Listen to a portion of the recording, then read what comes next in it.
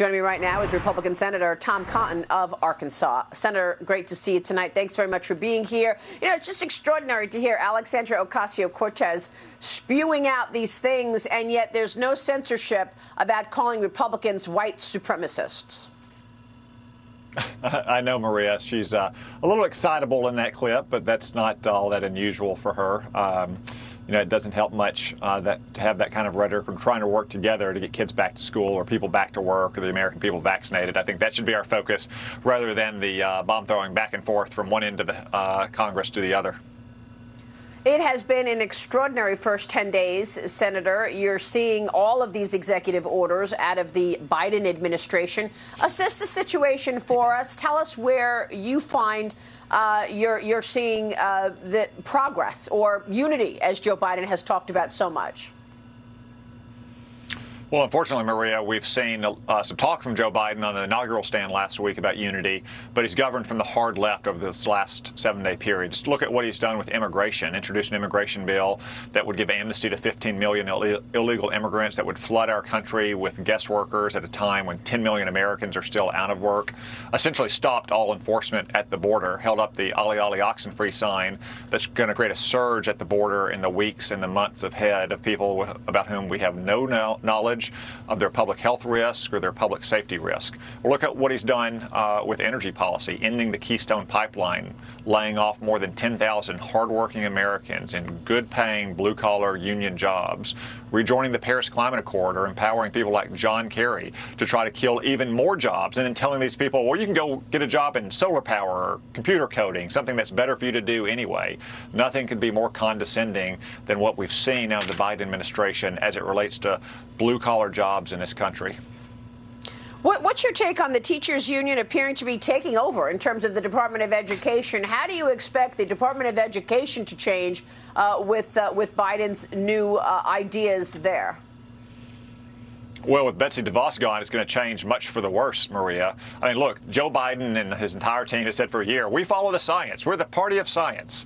Just tell us what the science says. Joe Biden's own CDC said the science is clear that schools are not sources of major transmissions of the virus. Yet his own chief of staff goes out that very same day and says, no, we can't go back to school. That's because Joe Biden and the Democrats are more focused on rewarding their political clients like teachers unions than they are helping kids. Schools have one purpose, that is to teach kids, not to employ adults. And as we've seen in Arkansas, where we've been in school since last fall, kids can go to school with proper safety precautions.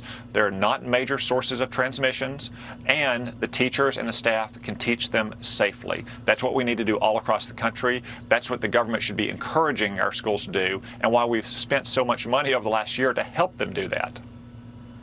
Well, that's a good point, because in the CARES Act, you had $30.75 billion education stabilization fund. That provided $13.5 billion for the elementary and secondary school emergency relief fund. And then in the Coronavirus Response and Appropriations Act of 2021, an additional $82 billion through the Education Stabilization Fund, providing $54 billion for the elementary and secondary emergency fund. What is this money being used for if teachers refuse to go back to school, Senator?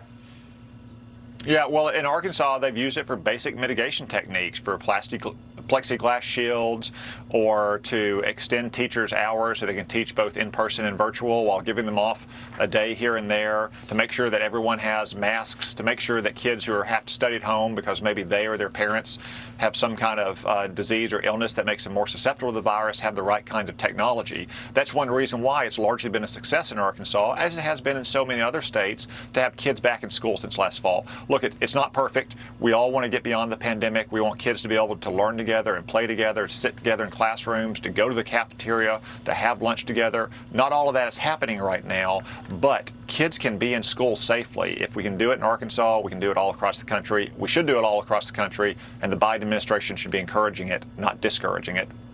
What about foreign affairs, Senator? Your thoughts on what was said and done yesterday in terms of potentially a new arms deal with Saudi Arabia, as well as talking about the United Arab Emirates, questioning whether or not these Abraham Accords are going to get impacted. We talked with Secretary Pompeo earlier in this week, and there was so much progress made in terms of the normalization with Israel. Is that in jeopardy at this point?